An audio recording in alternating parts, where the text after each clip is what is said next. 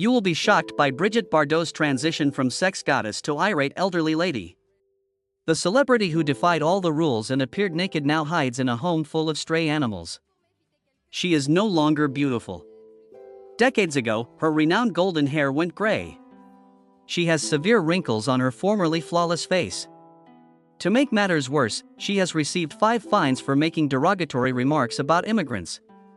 The most startling aspect? She won't say she's sorry for her appearance or her words. On September 28, 1934, Brigitte Bardot was born in Paris. She was raised in an environment of affluence since her family was well off. Louis Bardot, her father, owned many industries and worked as an engineer. Anne-Marie Mussel, her mother, was from a wealthy family. They had a spacious flat in the 16th arrondissement, a classy area renowned for its luxurious residences and lovely gardens. Brigitte spent her early years traveling to opulent vacation destinations such as Saint-Tropez in the Mediterranean, La Baule on the Atlantic coast, and Néguve in the Alps. Although close, her family was rigid. They referred to one another by loving nicknames. Bri was Brigitte's nickname. Their parents were Titi and Pilou, and her sister, Marie-Jeanne, was Mijanu. But there were regulations behind the friendliness. Her parents were strict Catholics who insisted on discipline and obedience. Brigitte and her sister were required to adhere to rigorous protocol. Their mother picked their pals well, ensuring that they only hung around with the appropriate folks. Brigitte felt alone because of this. When Brigitte and her sister were little, they smashed a priceless vase in their house by mistake. Their father was enraged. He gave them 20 whippings as punishment. He then demanded that they use the formal VU rather than the more common tu while addressing their parents. Their home seemed colder because of the linguistic change. It was now more about control than it was about regulations. Brigitte started to dislike her upbringing in a rigid society. Ballet was the one thing that made her feel free. Her mother enrolled her in the Conservatoire de Paris and supported her artistic abilities. She spent 3 years training with Boris Knyazev, a Russian choreographer. Ballet was a kind of escape as well as a difficult art form. She was able to express herself on stage that she was never able to do at home. Brigitte's attractiveness was undeniable by the time she was 14. She was given the opportunity to model for Elle magazine by her mother. She was featured on the cover in 1950 when she was 15 years old. Her life was altered by that one incident. Film producers suddenly showed interest in her. Despite being given a part in Les Lauriers Sans Coupe, she was not cast. But it was at the audition that she met Roger Vadim. He was a budding young director. More significantly, he recognized something unique in Brigitte. In 1952, Brigitte Bardot started her path to fame. She made her cinematic debut at the age of 18 in Jean Boyer's lighthearted comedy Le Trou Normand, Crazy for Love.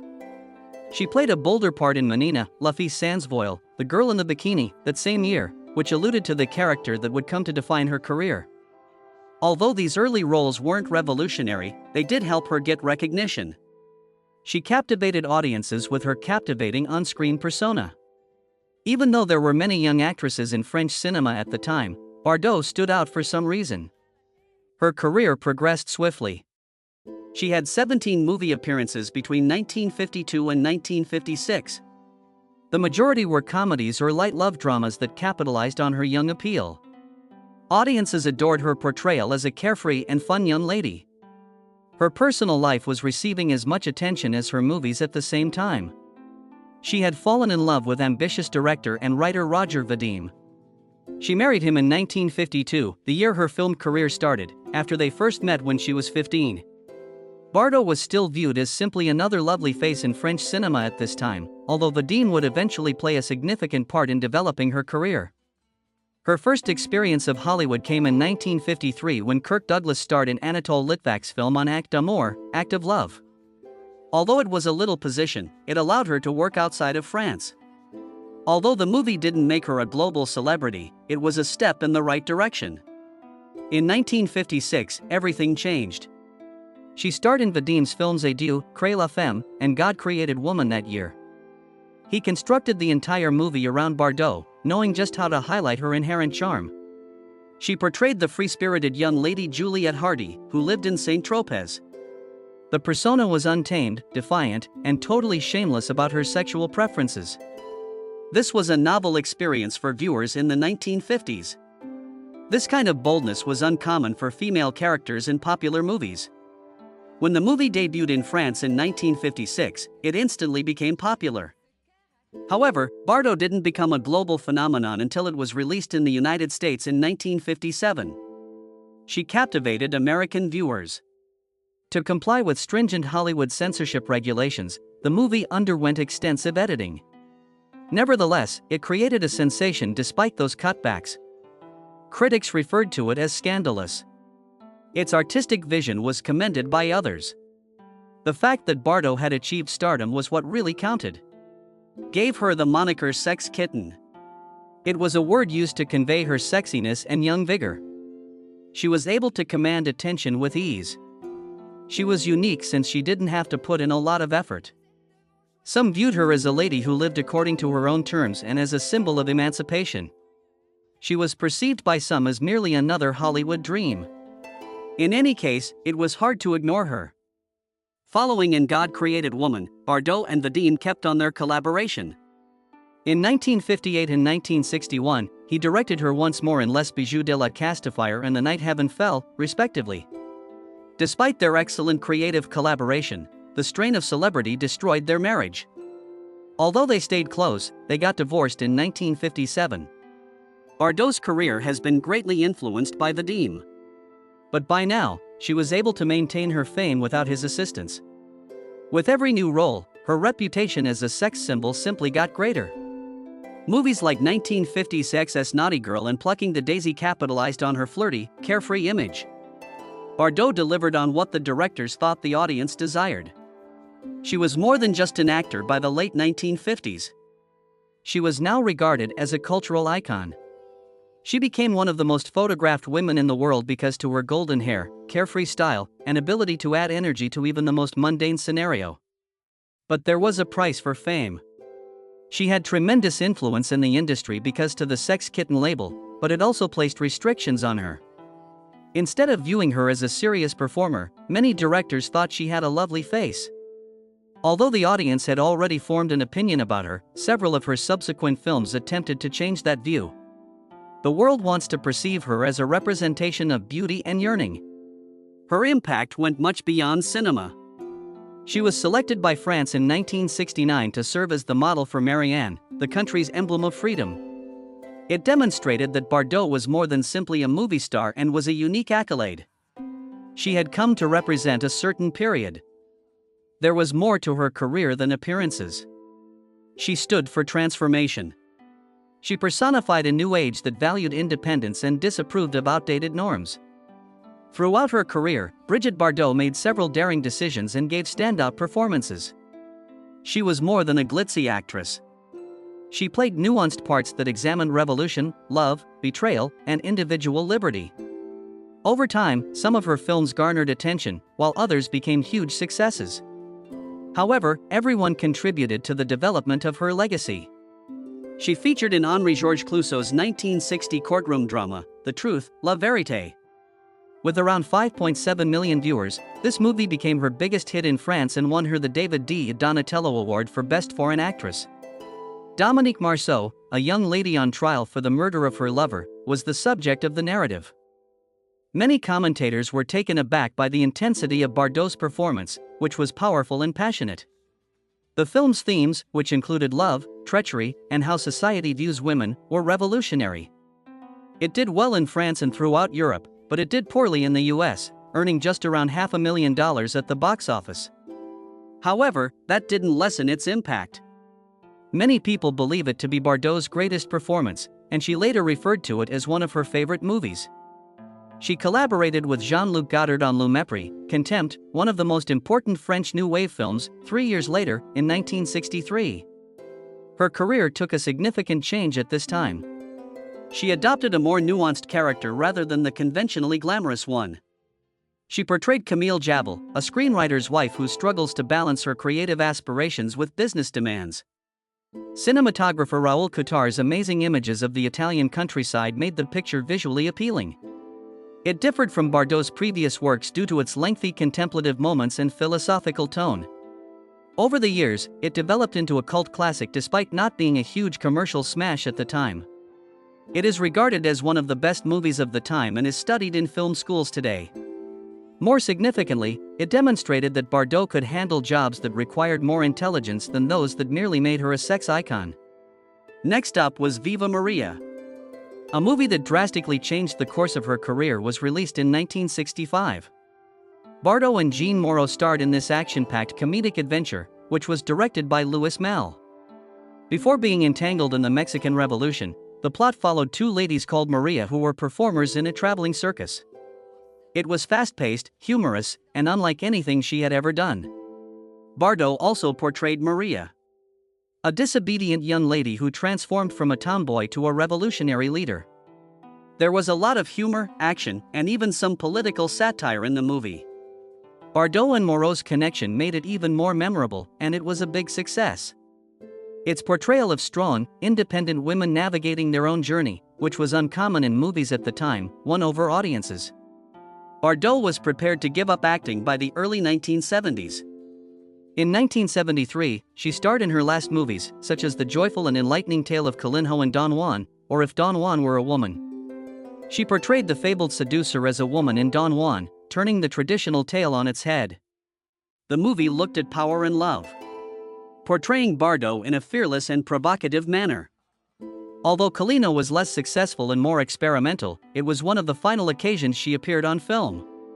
Bardot withdrew from acting after more than 2 decades in the business and turned her attention to animal rights advocacy. She committed her life to animal protection after becoming very active in the subject. Even though her final years were occasionally contentious, she continued to have a significant impact on film. She had not just been a stunning actress. She had taken chances, portrayed challenging characters, and contributed to redefining the roles that women could play in movies. Like the movies that made her famous, Brigitte Bardot's romantic life was tumultuous and dramatic. Roger Vadim was her first true love. He was 22 when they first met, and she was just 16. By exposing her to literature, art, and film, especially Simone de Beauvoir's The Second Sex, he was already involved in the film industry. Despite her parents' disapproval, Bardot persisted. 3 months after turning 18, she married Vadim at Paris's Notre Dame Cathedral on December 20, 1952. He developed to become more than just a husband. He served as a mentor, helping her navigate the world of acting. Their passionate marriage took a drastic turn in 1956. And God Created Woman, the movie that earned her a global celebrity, was directed by Vadim. She fell in love with Jean-Louis Trintignant, her co-star, while they were on set. It was impossible to conceal the affair. Her marriage to Vadim ended in April 1957. He took it with unexpected composure and subsequently stated that he wanted a woman who was adventurous and full of life rather than one who was only faithful. He continued to play a significant role in her life even after their divorce. Bardot continued to move forward, lured to new faces and passions, while he married Jane Fonda and had a daughter, Vanessa Vadim. Vadim was not the same as Jean-Louis Trintignant. Their roughly 2-year romance was characterized by intense passion as well as protracted separations because of Trintignant's military duty. He was prepared to risk everything, exactly like Bardot, even though he had been married to Stéphane Audran. A God-Created Lady became even more contentious when Vadim, who was still active in Bardot's career, urged them to portray their on-screen chemistry. The distance between them finally got to be too great. Bardot moved on, this time to Gilbert Bécaud, a French singer. Her life took a different course by 1959. While filming Babette Goes to War, she got to know Jacques Charrier. Their affair progressed swiftly, and on June 18, 1959, they were married in Levechin. She was dressed in a Jacques Estrel outfit in pink gingham. Nicolas Jacques Charrier, her only child, was born on January 11, 1960, a year later. However, Bardot found parenthood difficult. She didn't feel prepared for it. Her marriage began to deteriorate as she pursued her acting career. She had an affair with Canadian-American actor Glenn Ford during this period. It was no longer feasible to disregard the problem. Her divorce from Charrier was finalized on November 20, 1962. Bardot had limited contact with Nicolas for several years after he was granted full custody of his son. She fell in love once again that year. It was her co-star from The Truth, Sammy Fry, this time. They had a close bond. However, nothing stayed long because of Bardot's restless temperament. On and off film, her life was a never-ending quest for independence. Next came the German businessman Gunter Sachs, who lavishly showered her with attention. Sachs was already well known for leading an extravagant lifestyle when they first met in Saint-Tropez in May 1966. In an attempt to impress her, he rented a helicopter and showered her property with hundreds of flowers. It was a successful, great gesture. They were married in Las Vegas on July 14, 1966, only 2 months after they first met. It was no coincidence that the day was chosen. It was Bastille Day, a significant day for the union of a German businessman and a French actress. Although glamorous, their marriage lacked solidity. They frequently lived separately. Each is attracted to their own experiences. Bardot and singer Mike Sarn had an affair. Sachs was also unfaithful. They divorced in October 1969 after separating amicably despite the turmoil. A year with Bardot, according to Sachs, was worth 10 with anyone else. Because of their enduring infatuation, Saint-Tropez became the go-to place for celebrities and the wealthy. One of the most well-known actresses of her day was Brigitte Bardot. She was well-known worldwide and has starred in more than 40 movies. However, she astonished everyone in 1973 when she made a choice at the age of just 39. At the height of her success, she quit acting. She had endured the relentless demands of celebrity for years, but it left her feeling hollow. In her memoirs, she subsequently acknowledged that she had grown weary of the film industry's shallowness. She wanted to devote herself to something she genuinely cared about rather than live her life in front of cameras. "I offered guys my youth and attractiveness. I will impart my knowledge and expertise to animals." She made that commitment, and she fulfilled it. Bardot was among the first famous people to advocate for animal rights. She began by urging people to abstain from meat consumption and spoke out against the brutality at slaughterhouses. One of her most significant conflicts occurred in 1977 when she went to Canada to oppose the hunting of newborn harp seals. On the ice, she posed with a seal pup, and the photo went viral. It helped pressure nations like the US and the EU to outlaw the import of seal goods by drawing attention to the cruel practice. She continued to be an activist after that. Bardot established the Brigitte Bardot Foundation in 1986 with the goal of preserving animals. Her personal items and jewels were auctioned to raise 3 million francs, or around $430,000 at the time, to finance it. The foundation received official recognition as a public utility in France by 1992, letting it continue to develop. It now cares for more than 7,000 rescued animals at 4 shelters in France. Additionally, it looks into over 2,000 animal cruelty complaints annually and collaborates with organizations like the World Federation for Animals and Eurogroup for Animals to push for stricter legislation. The foundation works outside of France. It has collaborated with international groups to combat illicit wildlife trafficking and supports wildlife sanctuaries throughout the globe. Being an activist has not always been simple for Bardot. She has been criticized because of the causes she has supported. She has advocated for prohibitions on ceremonial animal killing and spoken out against bullfighting. She spearheaded a French campaign in 1994 to ban the consumption of horse flesh. She refused to back down despite being threatened with death. Her work altered many people's perceptions of the matter and helped impose more restrictions on its sale. In other nations, she has also advocated for animal rights. She gave more than $140,000 in 2001 to support a large-scale stray dog sterilization initiative in Bucharest. She denounced the slaughter of dolphins in the Faroe Islands in a 2010 letter to Queen Margrethe II of Denmark. Her voice has always been heard, and she frequently uses the media to raise awareness of animal abuse.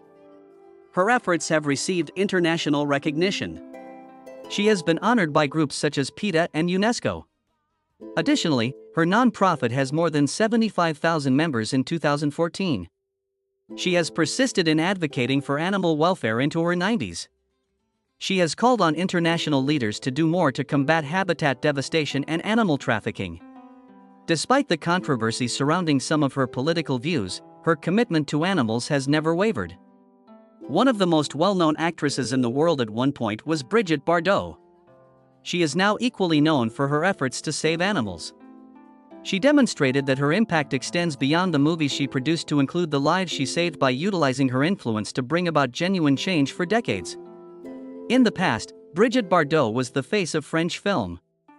Millions of people loved her, and she was attractive and talented. However, she eventually gained equal notoriety for her divisive opinions. Numerous legal disputes resulted from her remarks against immigration, Islam, and religious customs. She became a very polarizing figure rather than merely a movie icon. She was found guilty of inciting racial hate in 1997, which marked the beginning of her problems. She focused on Muslim families in her open letter criticizing France's overpopulation of foreigners. She was not deterred by the conviction. She forewarned of a French invasion in her 2000 book Pluto's Square. Then, in her 2004 book A Cry in the Silence, she made a connection between Islam and the 9/11 attacks. Additionally, she denounced what she described as the Islamization of France, asserting that the nation was being overrun. She was consistently found guilty of breaking France's anti-racism statutes by the courts. The situation was exacerbated by her husband's political ties. Jean-Marie Le Pen, the head of the far-right National Front, had him as an ally. This led to conjecture that Bardot's opinions extended beyond advocacy for animal rights. Although many perceived a deeper political motivation, she consistently maintained that her statements were just about defending animals. Bardot was found guilty of identical crimes 5 times between 1997 and 2008. The fines were little at first.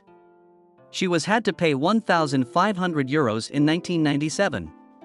However, the fines escalated as she continued to make similar statements. She was fined €15,000 in 2008 for remarks she made in a magazine from 2006.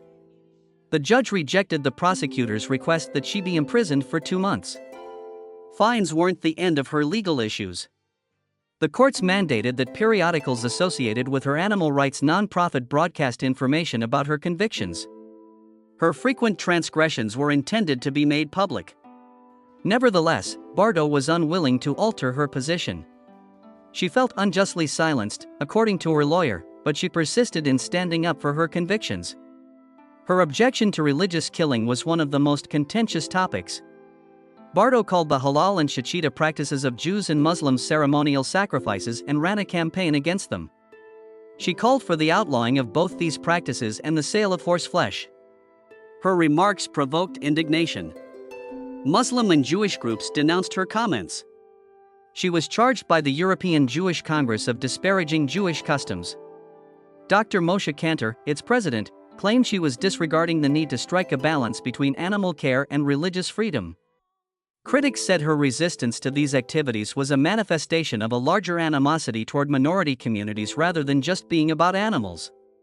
Her opinions on immigration and religious killing were related. She frequently connected Eid al-Adha festivities to what she perceived as Muslim immigrants' cultural encroachment.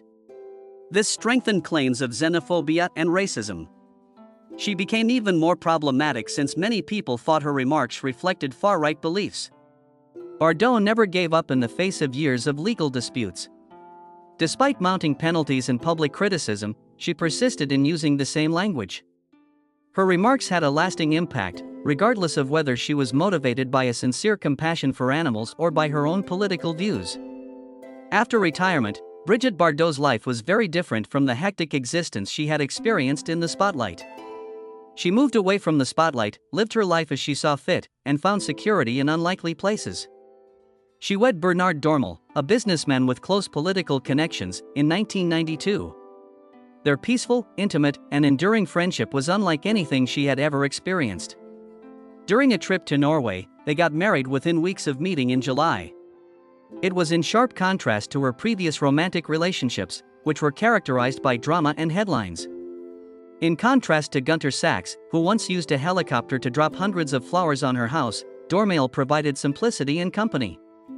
Even though it turned out to be a challenging endeavor, he urged Bardot to get back in touch with her estranged son, Nicholas. Their marriage has been her longest and most steady for more than 30 years. She never had an easy connection with Nicolas Jacques Charrier. He was born without her in 1960, when she was married to actor Jacques Charrier. Following their divorce, Bardot relinquished custody, and his father reared Nicolas. She had always found parenthood difficult, even going so far as to say that her pregnancy felt like she had a malignant tumor. Deep scars were left by such feeling.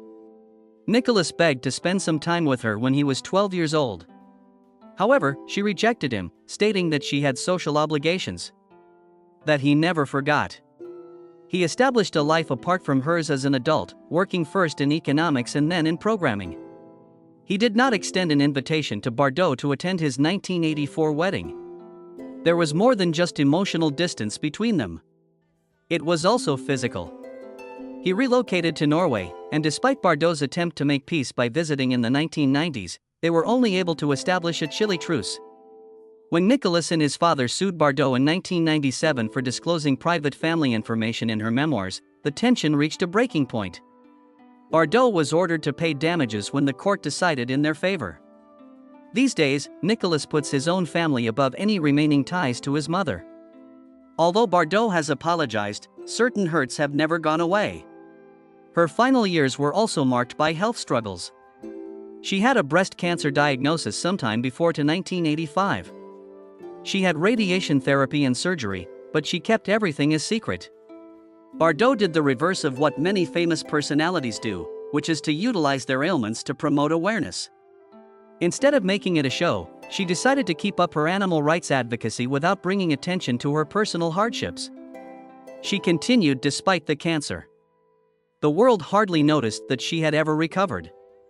Following her acting retirement in the early 1970s, Bardot withdrew to her estate in La Madrigue, which is located close to Saint-Tropez. Although she had purchased the home in 1958, when she was at the height of her celebrity, it had become her haven by the time she left Hollywood. The fame had become oppressive. She had had enough of admirers chasing her and the constant scrutiny. She found the serenity she sought in isolation. Because of her influence, Saint-Tropez continued to be a haven for the wealthy and well-known, although Bardot herself didn't care for the parties or the spotlight. She founded groups and fought against behaviors like bullfighting and seal hunting because she was totally committed to animal welfare. Public appearances became infrequent. She was rarely seen, even at Saint-Tropez, where she had previously been the epitome of glitz.